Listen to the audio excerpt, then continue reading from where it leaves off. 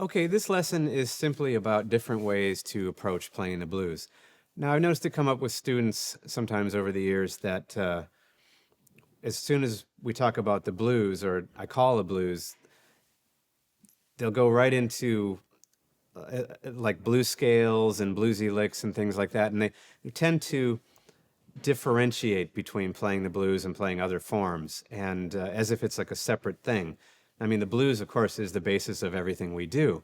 So why put it in a category by itself and approach it like a completely different style of playing?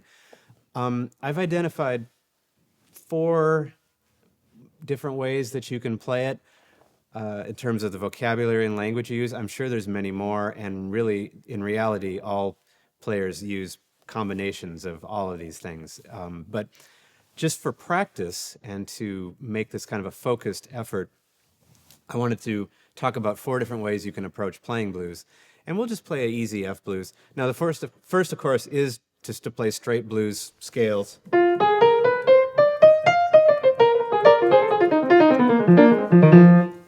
know, there's nothing wrong with that. That is the blues, and you can always do that. So let's just play one chorus like that. One and two, a one, two, three.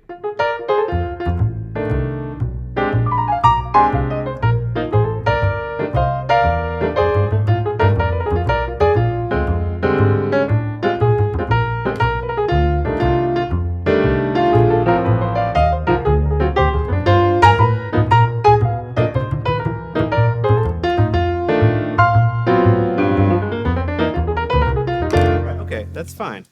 Nothing wrong with that. That's the blues. But there's other things you can do with it. Of course, if you look at the way Charlie Parker played blues, he would mix bluesy kinds of phrases and blues scales with a lot of his bebop language that he patented. So let's look at just using bebop style language only, avoiding blues licks, and just see what happens. A one, two, three, four.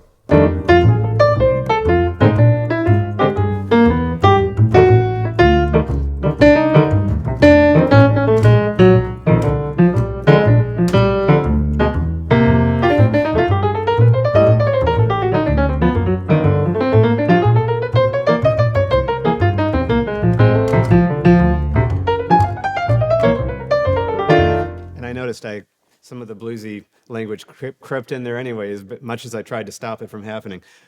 You can also approach it like from a standpoint of just pure melody. So forget about blues in terms of blues licks and blues scales. Forget about bebop vocabulary and chromaticism and all that stuff. Just play pure melody and see what happens. A one, two, three, four.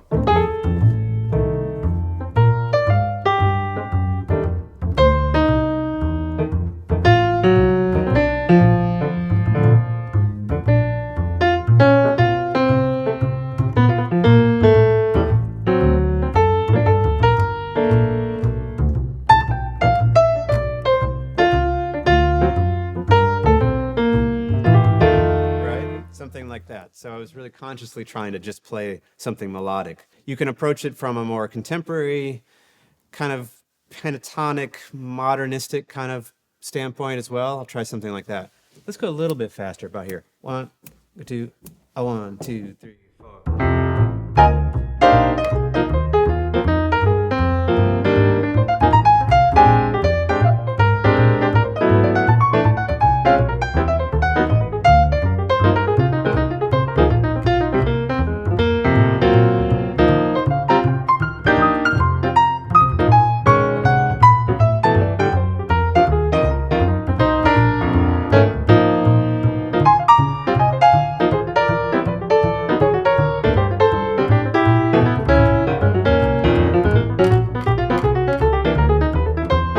Et cetera, et cetera, et cetera.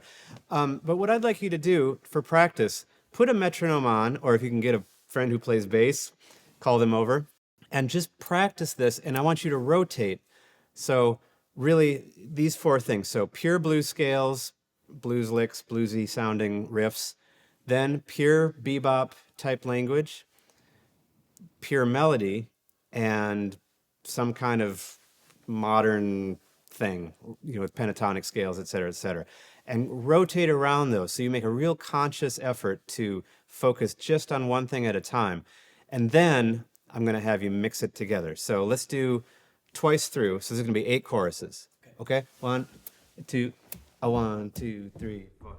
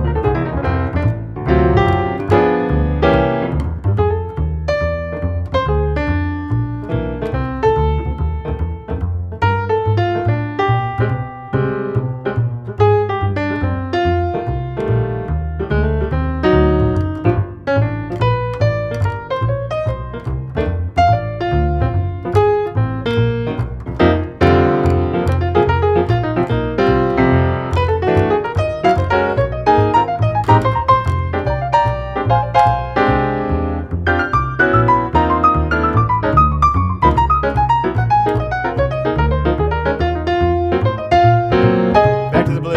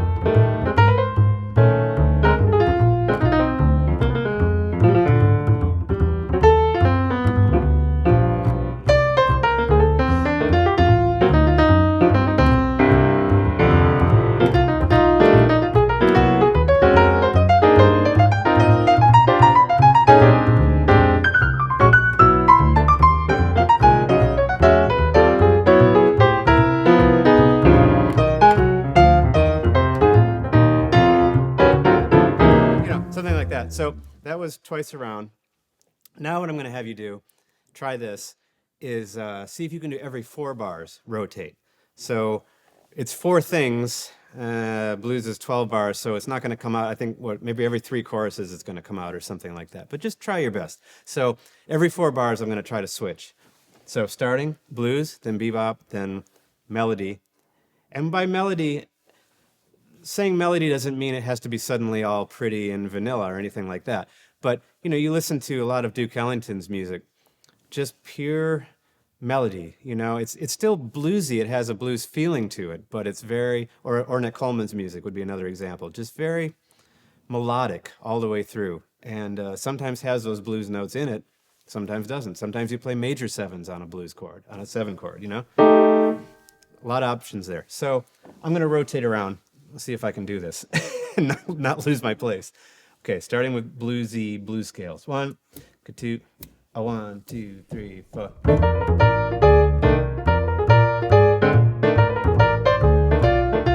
Bebop.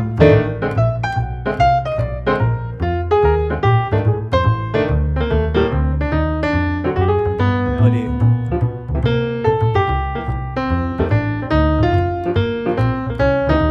Pentatonic.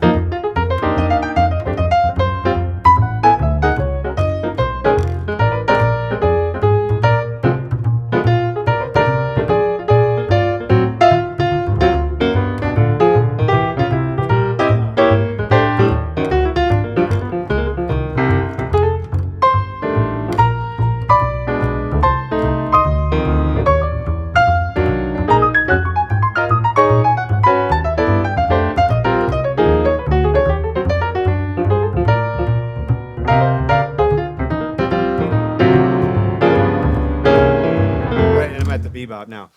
Now, that sounds a little bit all over the place to really play that way. But this, again, is just a practice routine that you can do. So you develop awareness of what you're playing. And that's the main thing, is to be, when you're playing, whether it's a blues or a bebop form or a ballad or a pop tune that you're converting into jazz, anything like that, the point is to be aware of what you're doing and not just fall into habits. Oh, it's a blues, so I got to play blues scales. Oh, it's a ballad, so I got to play pretty and jam the pedal down and all that kind of stuff. Oh, it's a bebop tune. I'm playing Anthropology or something by Charlie Parker, and all of a sudden I got to go into this bebop language. Well, you can play what's appropriate and what you feel is appropriate for the style and for the period and whatever you're trying to do as an artist. But it's also important to remember that any song can be approached from a variety of different ways and a variety of different vocabulary choices. So just wanted to give you a few things to think about with that today.